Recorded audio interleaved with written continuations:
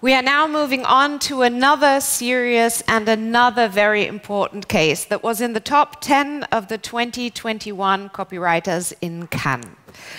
I'm talking about the latest work by the world creative Anne-Sophie Guerin, Associate Director at McCann, that shows how, when ideas create reality, a recipe to bake bread can save lives. A very warm welcome to Anne-Sophie Guerin.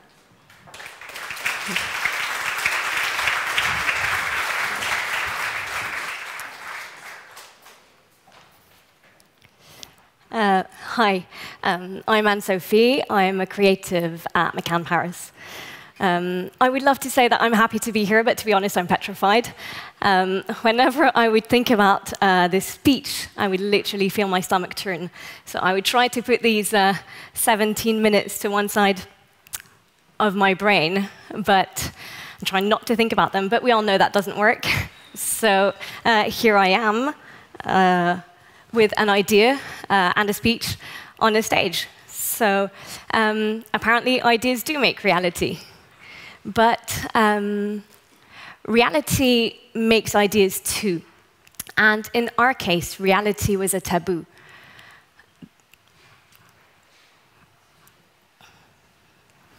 OK, perfect. Yeah, the fact that reality was a taboo. The fact that in some more conservative communities, women can't talk openly about their breasts. And that can be problematic when you are trying to do a campaign about breast cancer awareness. And in advertising, but really in life in general, when we're confronted with a taboo, we just want to break it. We want to be controversial. We want to punch it hard. But that's really not what we wanted to do. Even just thinking about the expression, break the taboo, there is a lot of strength in it. But there's also a lot of violence.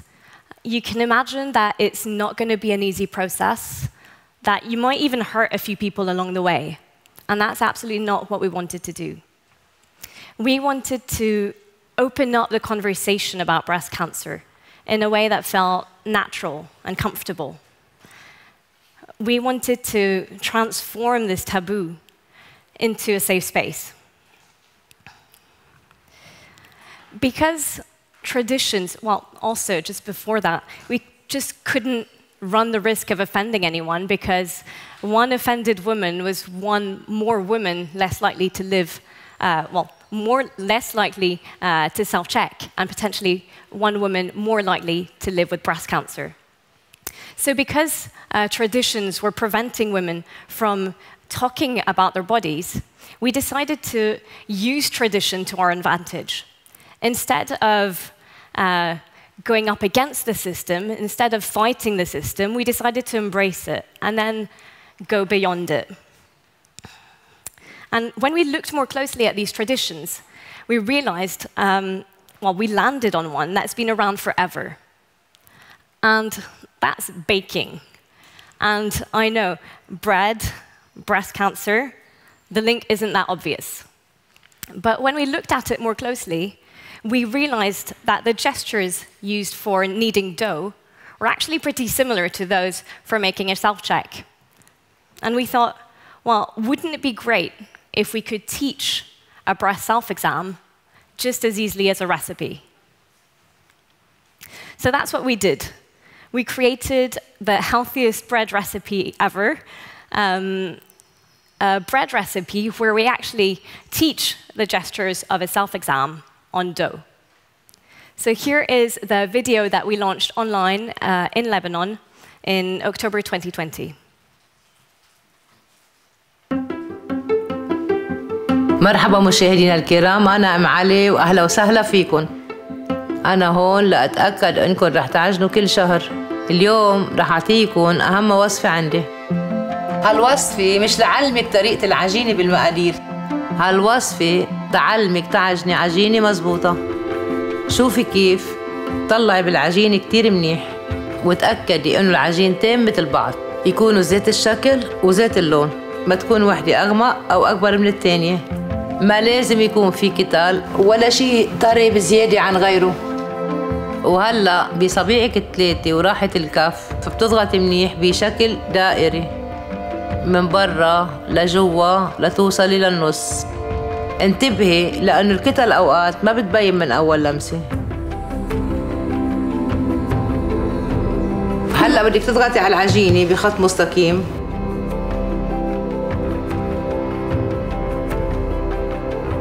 وأخيراً بتمسكي العجينة هيك وبتكبسي عليها، ما طلع منها أي شيء سايل، يعني العجينة سليمة. لما بتخلصي من أول عجينة بتعيدي نفس الخطوات على تاني عجينة وبتتأكدي منها إنها سليمة ومنيحة. بس هيدي الوصفة صحتها بكثرتها، فتذكري هالثلاث خطوات لما بتخبزي مرة بالشهر. مثل ما بنشارك بعضنا الخبز والقعدة الحلوة، شاركي هيدا الفيديو مع كل البنات والستات اللي بتعرفيهم ليحافظوا هن كمان على صحتهم. خبزتي؟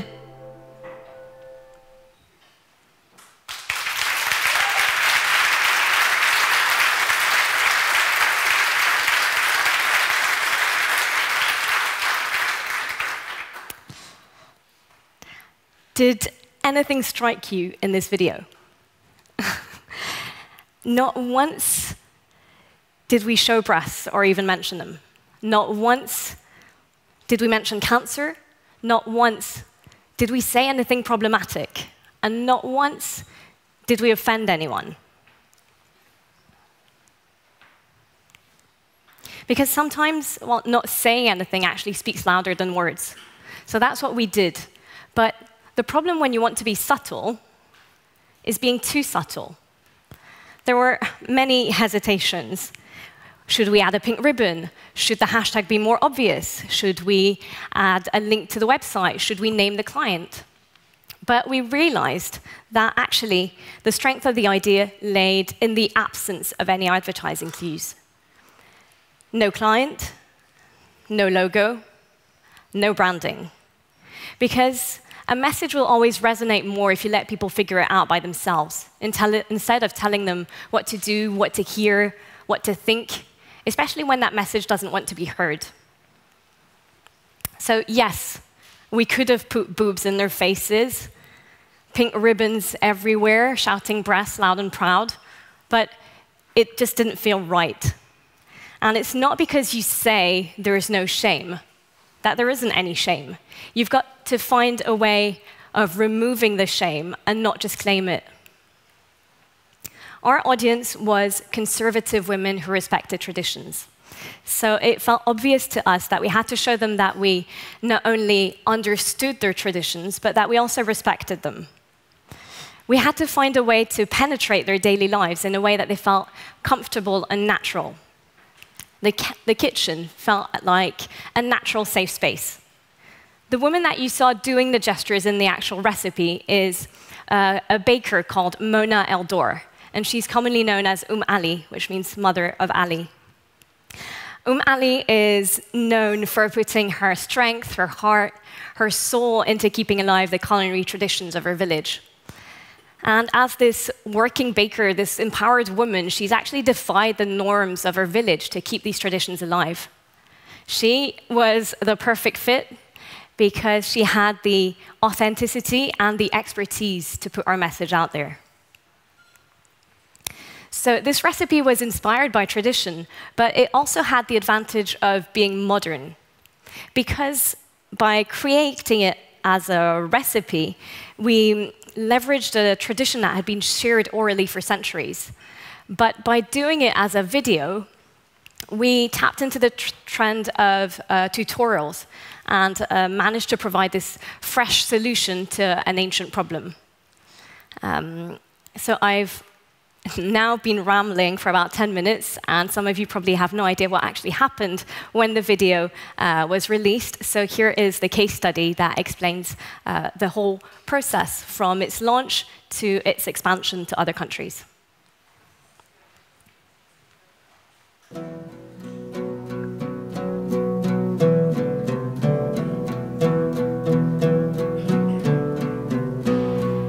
مجتمعنا نحن بيعتبروه عيب ومحرج، فايه هذا كله نحن بعده بمجتمعنا بصير امر مغلق ما بده ينحكى فيه. نحن مش سمعانين عن الفحص الذاتي لانه ما حدا عطينا خبره عن هالشيء.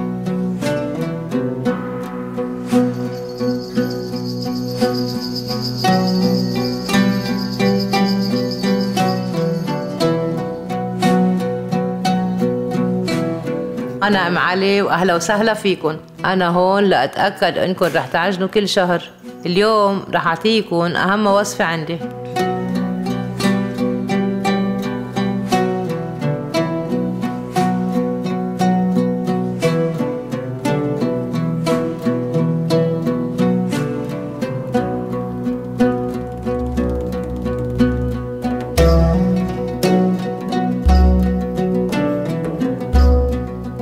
خبزتي؟ مطعم الثدي بعنوان خبزتي. فيديو بعنوان خبزتي اللي هي خبزتي. جيني ومع ام علي. كيف؟ التفاصيل في هذا الطبخ. سوري مش طبخة، خبزة خبز وسميناها هل خبزتي هذا الشهر. Dikkat edin. İlk başta yumruları hissetmeyebilirsiniz. Ardından mit drei Finger und Handfläche in Kreise innen. And then finally, you pinch the dough like this.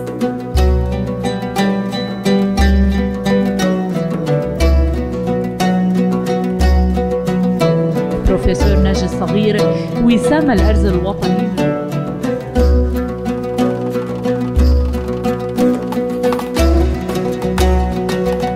خبزتي خبزتي خبزتي خبزتي خبزتي.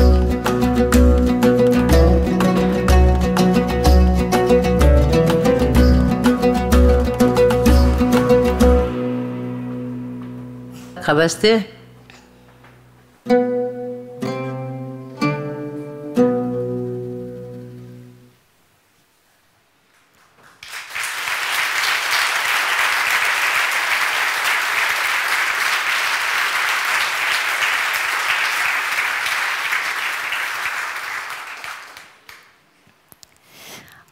I was actually in Brittany with my parents when the video was released, but I couldn't keep my eyes off my phone. I was on this screenshot frenzy, just seeing all of these positive reactions piling in, and it just made you think that all of the hesitations that we had at the beginning about whether or not our message would be understood if it was clear enough, well, there was no reason to actually have it. And all of these comments, all of these shares, all of the women that actually shared the video, I mean, as cheesy as it is to say, we couldn't have done it without them. This whole project was one big, fat, crazy collaboration. First of all, between brands and associations. So Spinneys, the AUBMC, and the Lebanese Breast Cancer Foundation. Spinneys provided the flour and the visibility that we needed to put our message out there, as they're one of the biggest supermarket chains in the region. The AUBMC, so that's the American hospital in Beirut, they provided the doctors and their expertise. The team met up with them to create the recipe together and just find the perfect match between their gestures to make sure that it was really representative on both sides. And then finally, so the Lebanese Breast Cancer Foundation, represented by Myrna in the middle, they provided absolutely everything else. This unstoppable energy and faith in our idea all along. I have never worked with a client who is up for anything, who always finds solutions. We called up Myrna once and we asked her if it would be possible to print the recipe on bread wrappers so that the recipe wouldn't just be available online, but also when women actually went and bought their bread. And she would think about it for maybe half a second, and she'd be okay straight away. And then we said, but Myrna, we're shooting tomorrow. And she was like, okay. And sure enough, the next day, it would be done. It was also a big collaboration with our sister agencies. I mean, if you look at the list of credits, there's probably like 100 McCanns in there. There's London, Dubai, Dusseldorf, Frankfurt, Istanbul. I've probably even forgotten some, but we honestly couldn't have done it without them. They were crucial in getting the message out there to cross the borders into other countries. Because at the end of the day, conservative communities lie beyond the borders of conservative countries. Manal Al-Alem was the first celebrity to reproduce the recipe. Bear in mind that the woman has about 15 million followers combined. So I still remember the Zoom call that we had with her, and her generosity was just unbelievable. So we were super conscious of the fact that she had this massive following and that her time was precious, but she was in it straight away. And we were kind of asking her, would you mind maybe posting a teaser the day before, doing a little more? And she was like, oh, what else can I do for you? Like, how else can I help you spread this message? And that's when she added this extra layer to the campaign by reproducing her own bread exam. It was her, this queen of Arabian cooking, asking us permission to give our message more visibility. It was really incredible. So Manal paved the way for other partnerships. In the UK, we had Saliha Mahmoud Ahmed, who was also a perfect fit because she had this advantage of being an NHS doctor as well as a MasterChef winner. So she really had this double expertise, which was a perfect fit for us. In Germany, Ainur Sahin helped us push the borders and gain access to the Turkish community. And even to us, it was incredible that our message could be necessary in countries like the UK or Germany. But recent research had actually revealed that cancer awareness was particularly low amongst the Muslim community in the UK. And to be honest, shyness, shame, lack of knowledge, it exists anywhere. So if our message could come in handy, well, so be it. So you're probably wondering, why did people talk about it so much? To be honest, I think it's just because they could. The bread exam gave them the words that they were missing to be able to talk about it. In a way, it created a new language. And although that language was coded, it was really easily understandable because it was quick to learn, ready to share, and easy to remember.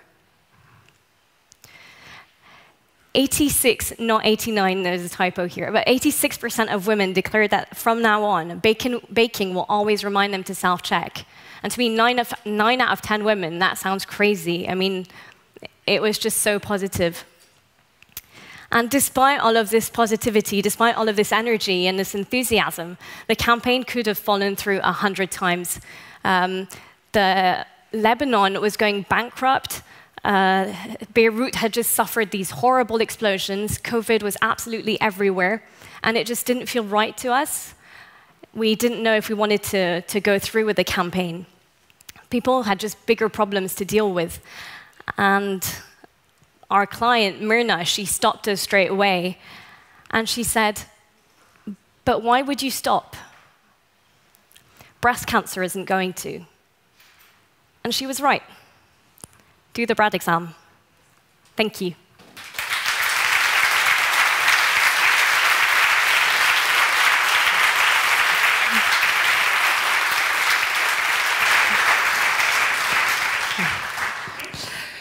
Do you feel that adapting to cultural differences when you're working with different countries is a common thing, or is it something that people and companies and brands have to adapt more?